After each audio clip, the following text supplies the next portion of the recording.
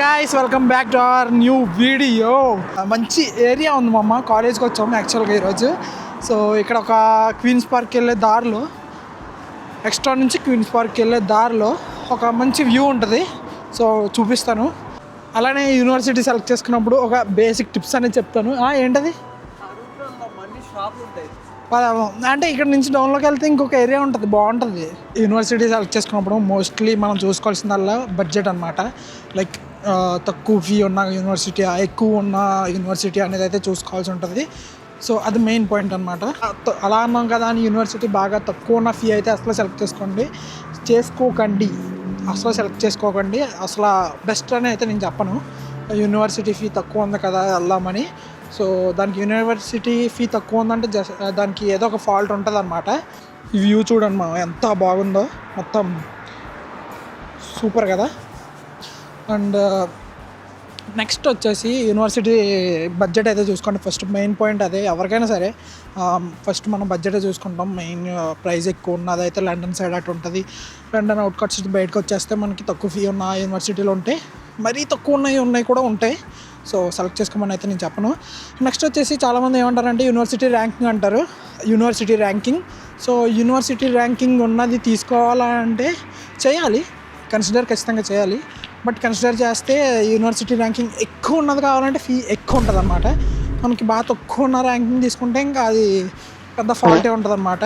First ఇంకోటి చెప్పాల్సింది ఏంటంటే, నాకు ఇక్కడ తెలిసింది ఏంటంటే చాలా వరకు అని చెప్పను, మోస్ట్లీ యూనివర్సిటీస్ కొన్ని ఫెయిల్ చేయడానికి కూడా ట్రై చేస్తాం మామ. అది మాత్రం చూసుకోవాలి. మన మాడ్యూల్స్ కానీ, మన సబ్జెక్టులు కానీ, ఏదైనా సరే అసెస్మెంట్లు అట్లా మిమ్మల్ని అయితే ఫెయిల్ చేయడానికి అయితే ట్రై చేస్తాయి. ట్రై చేయడం కాదు, ఫెయిల్ చేసేస్తాయి. సో అదొకటి చూసుకోండి. అందుకే తక్కువ ఉన్న ఫీ యూనివర్సిటీస్లోకి అయితే వెళ్ళకండి. సో అది మ్యాటర్. ఒకవేళ మీరు ఒక యూనివర్సిటీ సెలెక్ట్ చేసుకుని ఉంటే ఆ యూనివర్సిటీ లైక్ ఎలా ఉంటుంది అని తెలుసుకోవాలంటే మీరు అందులో ఉన్న ఫ్యాకల్టీకి అయినా టెక్స్ట్ చేయండి. లింక్డ్ఇన్ వాటిల్లో ఉంటారు. చూడండి మా పెయింటింగ్ ఎలా ఉందో. సో లింక్డ్ఇన్ వాటిల్లో అయితే ఉంటారు. లేదు అంటే సీనియర్స్ని అయితే కాంటాక్ట్ అవ్వండి. వాళ్ళు కూడా రిప్లై ఇస్తారో లేదో తెలీదు, బట్ ఇస్తే బెస్ట్. సో నెక్స్ట్ వచ్చేసి నేను అనుకున్నాను, నాతో పాటు ఉన్న వాళ్ళు చాలామంది అనుకున్నారు ఏంటంటే, అప్పుడు మనం ఒక యూనివర్సిటీలోకి వెళ్తే ఆ యూనివర్సిటీలో ఓన్లీ బ్రిటిష్ వాళ్ళే ఉండాలి, తెలుగు వాళ్ళు ఉండకూడదు, ఇండియన్ ఉండకూడదు ఇలా అనుకుంటాం. ఎందుకంటే బ్రిటిష్ వాళ్ళ దగ్గర నుంచి చాలా నేర్చుకోవచ్చు, చాలా లాంగ్వేజ్ నేర్చుకోవచ్చు అనే థాట్ ఉంటుంది. సో అది కంప్లీట్లీ రాంగ్ మామ. తెలుగు వాళ్ళు ఎక్కడున్నా ఉంటారు, ఎక్కడికి వెళ్ళినా ఉంటారు. డిఫరెంట్ కోర్సెస్ ఉంటాయి కదా, లైక్ టూరిజం కానీ అలాంటి, అంటే నాకు తెలిసిన కోర్స్ అది అనమాట. అందులో ఉంటారు అనమాట ఇలా తెలుగు వాళ్ళు కానీ, ఇండియన్స్ కానీ చాలా తక్కువ, రేర్. ఈ డేటా సైన్స్ కానీ, కంప్యూటర్ సైన్స్ మటుకి మన వాళ్ళు దున్నేస్తారు. బ్రో అటు వెళ్ళాలి, మనం అటు సైడ్ వెళ్ళాలనుకుంటా. అటు సైడ్ వెళ్తే ఏమొస్తుంది, అది బస్ సెంటర్ చేంజ్. సరిపోయారు ఇద్దరును. చూద్దాం ఎటు వెళ్ళాలి అనేది నాకు గుర్తులేదు.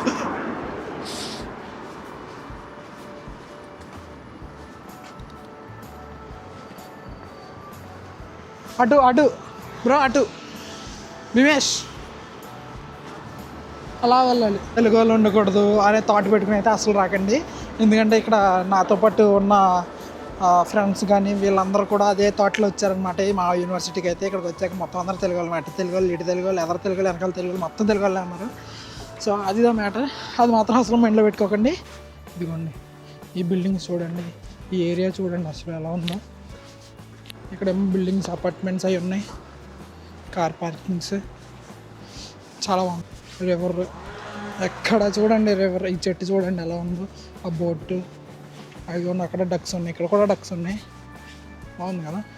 అక్కడ బ్రిడ్జ్, ఆ ఏరియా చాలా డిఫరెంట్. ఇక్కడ హౌస్ తీసుకుంటుంటే చాలా బాగుంటుంది.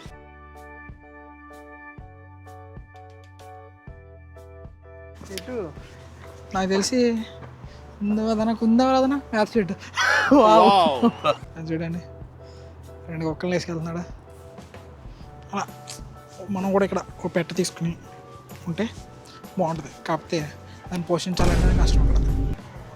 కదండి, మనం కూడా ఆ బ్రిడ్జ్ ఎక్కుదాం, ఎక్కి ఎలా ఉందో చూద్దాం. అంటే అక్కడి నుంచి లొకేషన్ ఎలా ఉందో చూద్దాం.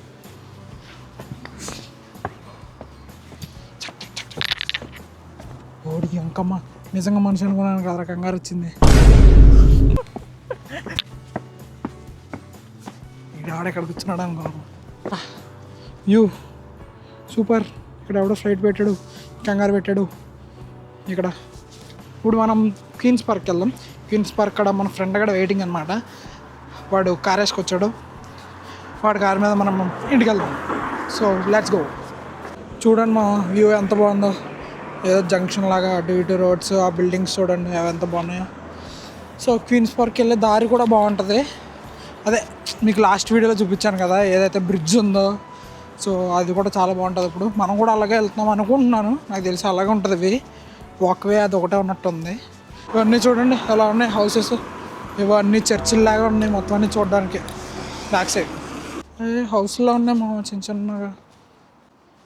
ఇదేదో ట్రైన్ది ట్రాక్, చిన్న ట్రాక్ ఉంది ఇక్కడ.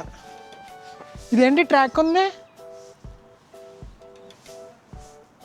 చిన్నపిల్లలు ఆడుకోవడం అలాంటిది ఏమన్నా ప్లేయింగ్కి పెట్టుంటారు. ఇప్పుడు ఎదురు ఏం రన్ అవ్వట్లేదు అక్కడ. ఆ ఉడతలు, ఈ ఉడతలు మామూలు ఇక్కడ దూకుతానే ఉంటాయి. ఆ చెట్లు చూడండి ఎంత ఉన్నాయి అసలు. ఉన్నాయేమో అసలు అదిగుండి వాకింగ్ చేస్తున్నారు అందరూ. పెద్దవాళ్ళు, గురువులు, విద్యార్థులు అందరూ వాకింగ్ చేస్తున్నారు.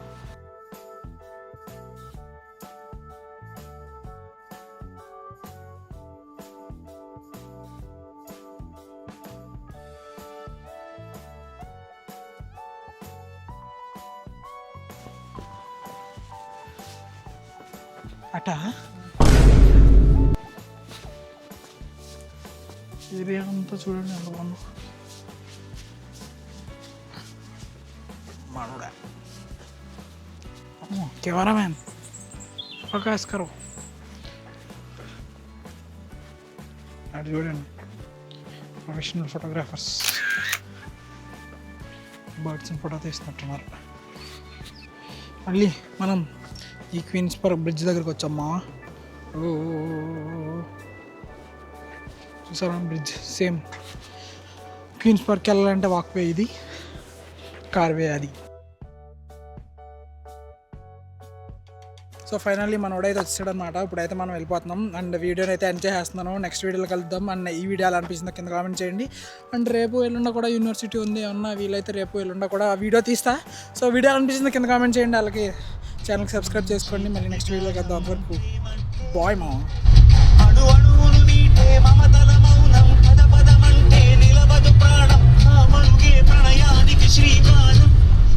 దాహంలో మునిగిన చివరకు చల్లని తన